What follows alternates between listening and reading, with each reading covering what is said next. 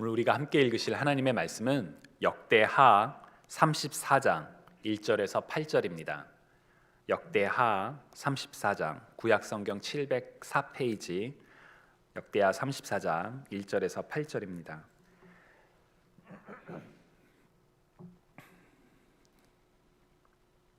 요시아가 왕위에 오를 때 나이가 8세라 예루살렘에서 31년 동안 다스리며 여호와 보시기에 정직하게 행하여 그의 조상 다윗의 길로 걸으며 좌우로 치우치지 아니하고 아직도 어렸을 때 곧 왕위에 있은 지 8년에 그의 조상 다윗의 하나님을 비로소 찾고 제 12년에 유다와 예루살렘을 비로소 정결하게 하여 그 산당들과 아세라 목상들과 아로 새긴 우상들과 부어 만든 우상들을 제거하여 버리매 무리가 왕 앞에서 바알의 제단들을 헐었으며 왕이 또 그 제단 위에 높이 달린 태양상들을 찍고 또 아세라 목상들과 아로 새긴 우상들과 부어 만든 우상들을 빻아 가루를 만들어 제사하던 자들의 무덤에 뿌리고 제사장들의 뼈를 제단 위에서 불살라 유다와 예루살렘을 정결하게 하였으며 또 므낫세와 에브라임과 시므온과 납달리까지 사면 황폐한 성읍들에도 그렇게 행하여 제단들을 허물며 아세라 목상들과 아로 새긴 우상들을 빻아 가루를 만들며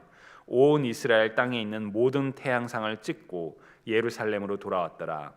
요시아가 왕위에 있은 지 18째 해에 그 땅과 성전을 정결하게 하기를 마치고 그의 하나님 여호와의 전을 수리하려 하여 아살랴의 아들 사반과 시장 마아세아와 서기관 요아하스의 아들 요아를 보낸지라. 아멘. 오늘 우리가 읽은 역대하는 이스라엘의 역사가 담긴 역사서 중에 한 권입니다. 그런데 역대하는 비슷한 시기의 역사를 다룬 다른 역사서, 예를 들어 사무엘 상하나 혹은 열왕기 상하와는 구분이 되는 조금 독특한 그런 역사서입니다. 역대기는 원래 그 한 권의 스크롤이었는데 이제 나중에 번역하는 과정에서 역대상, 역대하로 이렇게 나뉘어졌죠. 이 역대기가 다른 역사서들과 구분되는 중요한 이유 중에 하나는 먼저 다루고 있는 역사의 시기가 매우 총괄적이라는 점입니다. 역대기는 단순히 통일 왕국과 그리고 분열 왕국만을 다루는 것이 아니라 태초의 인류 아담에서부터 시작하여 그리고 그러니까 이스라엘이 아닌 전 인류의 역사에서부터 시작하여 분열 왕국 이후의 이야기, 곧 바벨론 포로 귀환의 이야기까지 다루기 때문에 그 다루는 시기의 범주가, 그 내용의 범주가 굉장히 총괄적입니다. 역대기가 다른 역사서들과 구분되는 두 번째 중요한 이유는 역대기의 특별한 관점 때문입니다. 사무엘서나 열왕기서의 경우에는 북이스라엘과 남유다 두 나라의 정치적 그리고 군사적인 이야기를 이렇게 다루고 있다면 말 그대로 역사적인 관점으로 쓰여졌다면 역대기는 종교적인 관점으로 쓰여졌다는 점에서 다른 역사서와 구분이 됩니다. 특히나 바벨론 포로를 마치고 돌아온 이스라엘 사람들이 어떻게 다시 신앙을 회복하고 하나님께로 돌아갈 수 있을지에 대해서 이전의 역사를 돌아보며 그 방향을 제시하고 있습니다. 그러한 맥락을 반영하는 가장 핵심적인 구절을 하나 뽑는다면 역대하 7장 14절의 말씀입니다. 내 이름으로 일컫는 내 백성이 그들의 악한 길에서 떠나 스스로 낮추고 기도하여 내 얼굴을 찾으면 내가 하늘에서 듣고 그들의 죄를 사하고 그들의 땅을 고칠지라. 아멘. 하나님 앞에서 불순종과 반역을 했던 이스라엘 백성들이었지만 그래서 나라의 멸망과 포로기라는 그런 고통의 시간을 보낸 이스라엘 백성들이었지만 그들이 악한 길에서 떠나 하나님 앞에서 낮추고 엎드려 기도하면 하나님께서 들어주시고 죄를 용서하시며 무너진 땅을, 나라를, 사회를, 가정을, 삶을 회복시켜 주신다는 놀라운 회복의 말씀입니다. 이처럼 역대기는 아담에서부터 시작된 하나님의 부르심을 지나간 역사를 통해 되돌아보고 이제 무너진 땅에서 다시금 신앙의 회복을 기대하며 나아가는 이스라엘 백성들에게 주어졌던 말씀이죠. 그리고 이 말씀은 오늘을 살아가는 우리에게도 지금도 유효하게 주어지는 말씀입니다. 하나님의 사랑을, 말씀을 외면하고 내가 원하는 대로, 내가 생각하는 대로 인생을 계획하고 살아왔지만, 그래서 실패도 참 많이 하고 다른 이들의 마음을 아프게도 하고 관계도 깨트리고 그렇게 살아왔지만, 이제 악한 행위를 멈추고, 아니 그 악한 길에서 떠나 하나님께 돌아와서 겸손히 하나님을 구할 때 용서와 회복을 얻게 될 것이라는 소망, 바로 오늘을 살아가는 우리에게도 참 필요한 소망입니다. 여러분, 이 소망을 믿으시는지요? 이 믿음의 소망을 품고 계신 우리 모두에게 하나님의 신실하신 약속이 성취되기를 주님의 이름으로 간절히 축원합니다. 말씀드렸던 것처럼 역대기의 중요한 주제는 바로 회개 혹은 돌이킴입니다. 악한 길에서 떠나 하나님께로 돌아오는 것, 돌이키는 것이지요. 역대기에 기록된 많은 인물들 중에서도 우리는 이러한 회개의 모습을, 이 과정을 확인해 볼 수 있는 가장 중요한 인물 중에 하나가 바로 오늘 우리가 읽은 역대하 34장에 기록된 요시야 왕입니다. 요시야 왕은 남유다의 16번째 왕이었습니다. 남유다에는 총 20명의 왕이 있었는데 16번째 왕이라는 것은 이제 정말 나라가 그 막바지에 이르고 있다는 그런 상황을 보여주기도 하죠. 그런데 성경은 이 요시야 왕이 매우 특별한 왕이었다라고 기록하고 있습니다. 예를 들어 열왕기하 23장 25절을 보시면 요시야와 같이 마음을 다하며 뜻을 다하며 힘을 다하여 모세의 모든 율법을 따라 여호와께로 돌이킨 왕은 요시야 전에도 없었고 그 후에도 그와 같은 자가 없었더라라고 기록합니다. 사실 요시야 왕이 어떤 인물이었는지에 대해서 보여주는 매우 상징적이면서도 중요한 구절이지요. 먼저 신명기 6장 4절에서 5절을 우리가 떠올려 보면, 이스라엘아 들으라, 우리 하나님 여호와는 오직 유일한 여호와시니 너는 마음을 다하고 뜻을 다하고 힘을 다하여 내 하나님 여호와를 사랑하라 라고 기록되어 있죠.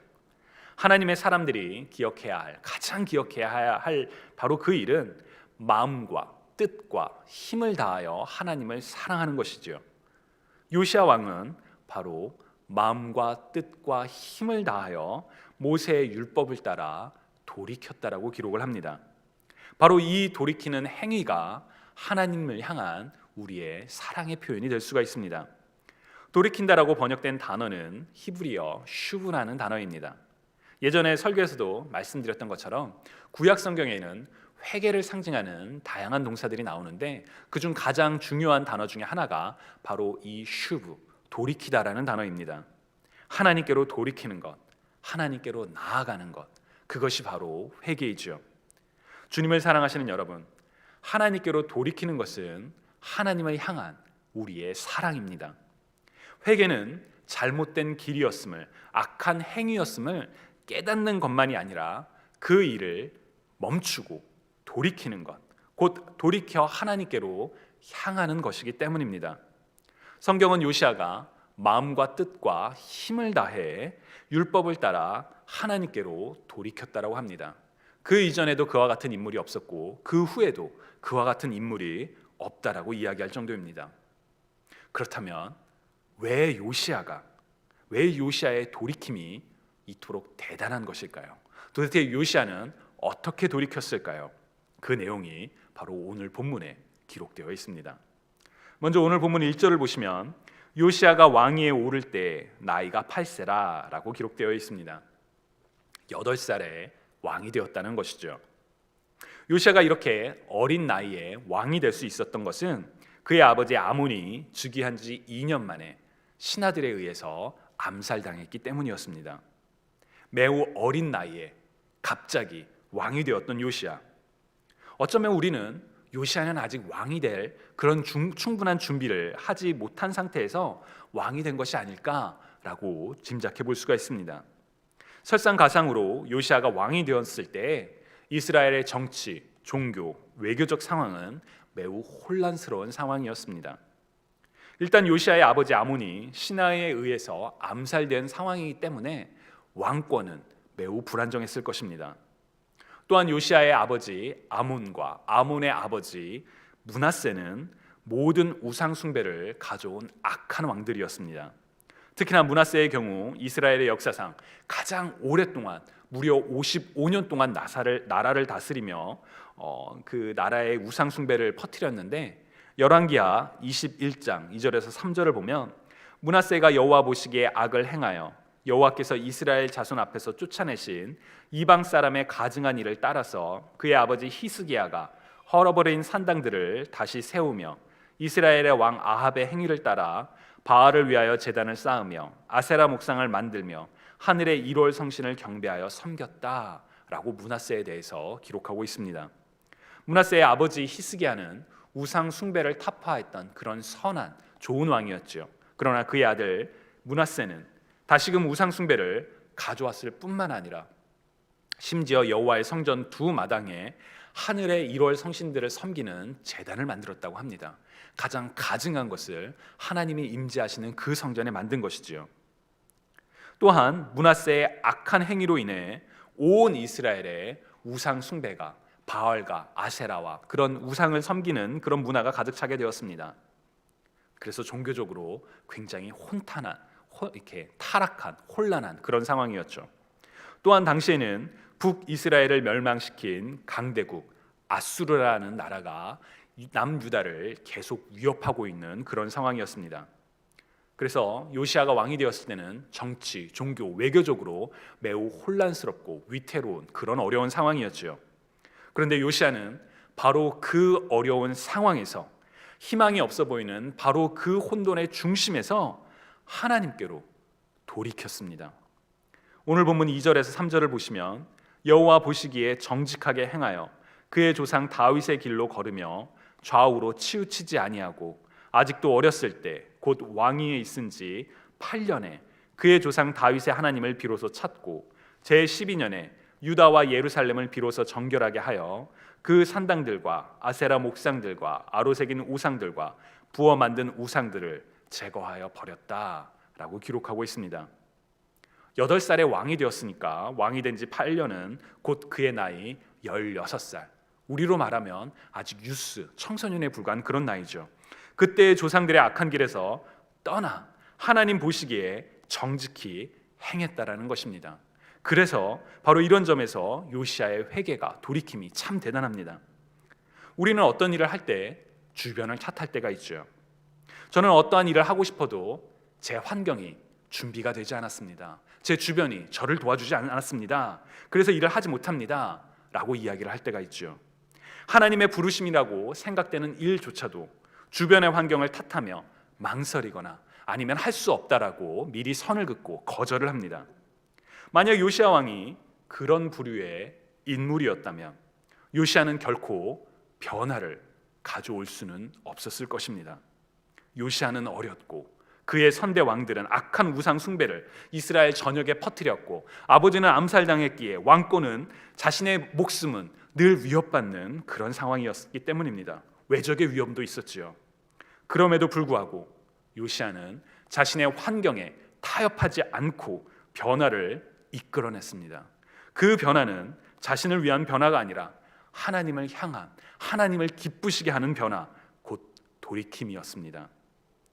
요시아의 회개가 특별한 또 하나의 중요한 이유는 바로 그가 리더로서 보였던 역할 때문이었습니다. 만약 요시아의 회개가, 돌이킴이 오늘 본문 3절에서 끝났더라면 요시아는 이스라엘의 선한 왕들 중에 한 명으로만 기록되었을지도 모르겠습니다. 그러나 오늘 본문은 요시아의 변화가 혼자만의 변화가 아니라 그가 속한, 아니 자신이 리더로 있는 공동체 전체의 변화로 이어졌다라는 것을 보여줍니다. 4절을 보시면 무리가 왕 앞에서 바알의 제단들을 헐었다라고 기록되어 있죠. 이 본문을 그냥 얼핏 보면 왕이 하니까 백성들이 따랐구나, 그렇게 간단히 생각할 수도 있습니다. 그러나 좀 깊이 생각해 보면 좀 전에 말씀드렸던 것처럼 요시아가 왕이 되었을 때는 이전에 악한 왕인 므낫세와 아몬으로 인해 무려 60년 가까이 우상 숭배가 나라에 찌들어 있던 그런 상황들이었습니다. 그런데 어느 날 갑자기 새로운 왕, 젊은 왕, 아니 어리디 어린 왕이 한마디 한다고 백성들이 갑자기 바알의 제단들을 허는 그런 일들이 쉽게 일어나지는 않았을 것입니다. 혹은 우상 숭배에 깊이 빠져 있었기 때문에 아마도 백성들은 거부하거나 겉으로만 왕이 하니까 그런 신용만 했을 수도 그런 가능성도 있죠. 그러나 오늘 본문은 요시야를 따라 백성들이 변했다라는 것을 보여줍니다. 백성들도 함께 돌이켰죠.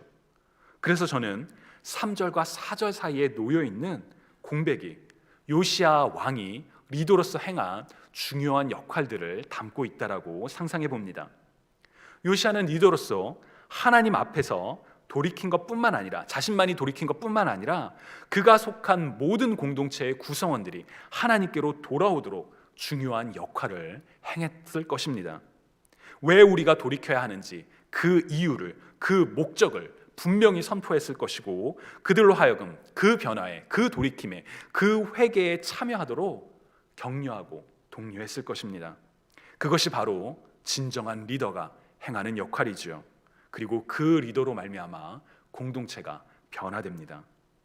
역대하 오늘 우리가 읽은 본문 그 34장 후반부에 보시면 요시야가 공동체를 어떻게 변화시키는지를 보여주는 또 하나의 중요한 예가 기록되어 있습니다. 오늘 본문에서처럼 요시야는 모든 우상 숭배의 흔적을 타파했습니다. 그리고 그 뒤에 무너진 예배를 회복하도록 하기 위하여 성전을 보수하는 일을 시작하지요. 바로 오늘 본문 8절입니다. 요시야가 왕위에 있은 지 18째 해에 그 땅과 성전을 정결하게 하기를 마치고 그의 하나님 여호와의 전을 수리하려 하여 아살랴의 아들 사반과 시장 마아세야와 서기관 요아하스의 아들 요아를 보낸지라 라고 기록되어 있습니다. 그리고 그 이어지는 구절들을 계속해서 보시면 이제 돈을 모아 성전을 보수하다가 모세가 전한 여호와의 율법책, 잃어버렸던 율법책을 발견하게 됩니다. 그리고 이 말씀을 들을 때 요시야는 자신의 옷을 찢었습니다. 하나님의 말씀대로 살아오지 못했음을 깨닫고 죄를 인식하고 깊은 슬픔과 애통하는 마음에 옷을 찢었지요. 그런데 요시야는 나라의 리더였던 요시야는 거기서 멈추지 않았습니다. 모든 유다와 예루살렘의 장로들을 모았고 모든 사람들이 모였을 때 발견한 하나님의 말씀을 들려주었습니다. 사람들로 하여금 말씀을 듣고 깨닫고 하나님께로 돌아오도록 한 것이지요. 그래서 역대하 34장 33절을 보시면 이와 같이 요시야가 이스라엘 자손에게 속한 모든 땅에서 가증한 것들을 다 제거하여 버리고 이스라엘의 모든 사람으로 그들의 하나님 여호와를 섬기게 하였으므로 요시야가 사는 날에 백성이 그들의 조상들의 하나님 여호와께 복종하고 떠나지 아니하였더라 라고 기록을 합니다. 요시야만 돌이킨 것이 아니라 모든 공동체가, 모든 백성들이 다 돌이켰다라는 것이지요. 이처럼 요시야는 자기 혼자만의 회개가 아니라 진정한 리더로서 공동체 전체를 하나님께로 이끄는 그런 변화를 가져왔습니다. 바로 이런 점들로 인해 성경은 요시야처럼 마음과 힘과 뜻을 다해 율법을 따라 하나님께로 돌이켰던 왕이 전에도 없었고 그 후에도 없었다라고 기록하고 있습니다. 주님이 사랑하시는 여러분, 우리가 지금까지 살펴본 것처럼 요시야의 돌이킴은, 요시야의 회개는 참 특별했습니다.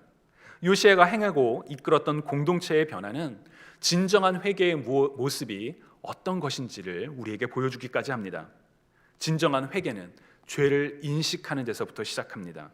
단순히 내가 잘못된 것을 발견한 것이 아니라 죄의 무게를, 잘못을 깊이 인식하고 애통하는 것, 그것이 바로 진정한 회개의 첫 시작이지요. 그러나 그렇게 죄를 인식하고 눈물을 흘리는 것만으로 회개는 끝나지 않습니다. 많은 사람들이 죄를 인식하는 것만으로, 그래서 눈물로 고백하고 자백하는 것이 회개라고 오해합니다. 하지만 진정한 회개는 감정에서 끝나지 않고 행동으로 이어집니다. 앞서 말씀드렸던 것처럼 히브리어 슈브라는 단어는 돌이키다, 회개가 감정이 아니라 행동임을 보여줍니다.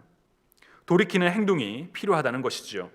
중요한 것은 우리의 돌이킴은 목적이 있는, 방향이 있는 돌이킴이라는 것입니다. 바로 하나님이시지요. 죄의 길에서 멈추고 죄의 길에서 멈추고 떠나서 하나님께로 돌이키는 것, 바로 그것이 회개의 행동입니다. 오늘 본문에서 요시야는 아버지, 아니 할아버지 때부터 지속되어 왔던 우상 숭배의 잘못을 깨닫고 그 일을 멈추고 우상들을 깨트렸습니다. 죄를 인식한 것이지요. 그리고 그는 성전을 보수했습니다. 왜냐하면 진정한 회개는 죄의 길에서 떠나 하나님께로 향하는 것, 곧 예배를 회복하는 것이기 때문입니다. 여기까지 가는 것도 사실 쉽지는 않지요.